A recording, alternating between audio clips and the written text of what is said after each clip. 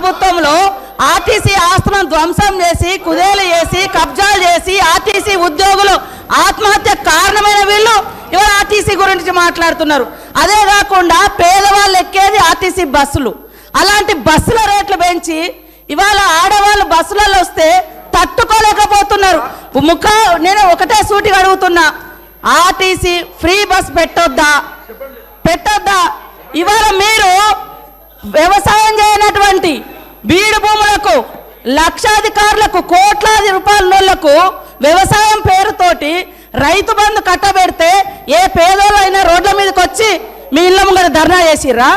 ఈరోజు ఆటోలను ముందు పెట్టి మీ అధికారం రావాలని ఎప్పుడు మీరు సెంటిమెంట్లను వాడుకొని ఒకరిని ముందు పెడతారు, ఆ తర్వాత మీరు వెనక నుంచి వస్తారు. ఇది మీ నైజం.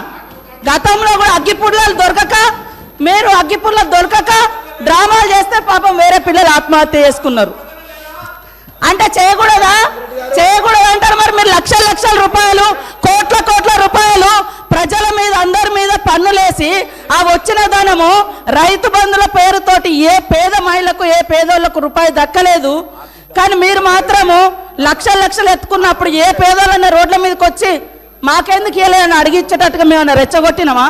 ఇవాళ అక్క చెల్లెళ్ళు అడుగుతున్నారు, నెలకు 5-6 వేలు మాకు మిగులుతున్నాయి ఆర్టీసీ బస్ తోటి. అంటే వీళ్ళు ఎందుకు తట్టుకోలేకపోతున్నారో నేను అడుగుతున్నా. మరి ఎక్కడ ఏం దొరకనట్టుగా అదే మాట్లాడుతున్నారు. మొత్తం వీళ్ళు అన్ని తీసేయండి. కాబట్టి ఆర్టీసీ బస్సులలో మహిళలు ప్రయాణం చేస్తే మీకేం ప్రాబ్లం అది చెప్పండి.